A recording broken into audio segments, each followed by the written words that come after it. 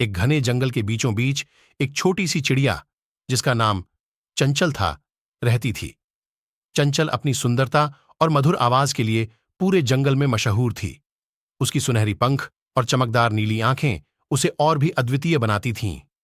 एक दिन चंचल जंगल में अपने दोस्तों के साथ खेल रही थी, तभी उसे अचानक एक चमकीली वस्तु दिखाई दी।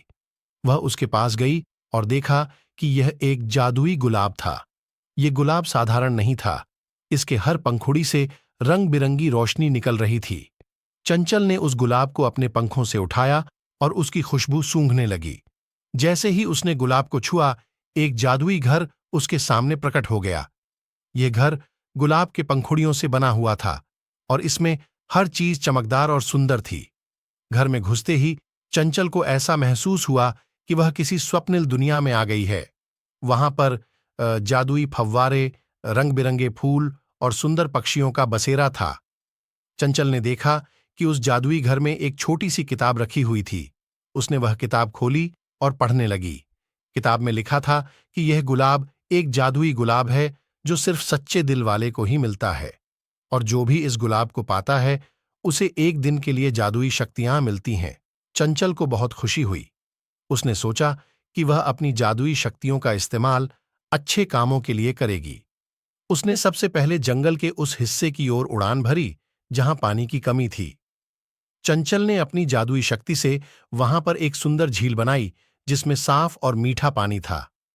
सारे जानवर और पक्षी बहुत खुश हुए और उन्होंने चंचल को धन्यवाद कहा।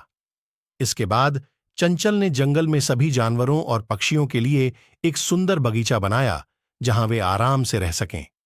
बगीचे में हर तरह के फल और फूल थे और वहां का माहौल बहुत ही शांतिपूर्ण और खुशहाल था।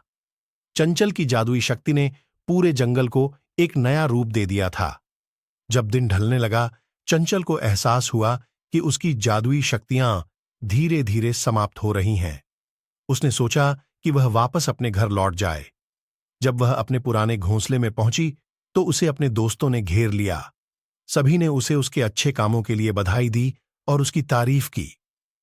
चंचल ने मुस्कुराते हुए सबको गले लगाया और कहा कि यह जादुई गुलाब का जादू था, लेकिन सच्ची खुशी तो दूसरों की मदद करने में है। उस रात चंचल अपने घोंसले में चैन की नींद सोई। उसे सपना आया कि वह फिर से उस जादुई गुलाब के घर में है। उसने अपने सपने में देखा कि जादुई गुलाब उसे फिर से मिल गया है और इस बार यह गुलाब हमेशा के लिए उसका हो गया है। अगली सुबह जब चंचल जागी तो उसने देखा कि वही जादुई गुलाब उसके पास है। उसने खुशी खुशी अपने दोस्तों को बुलाया और सबको यह खबर सुनाई।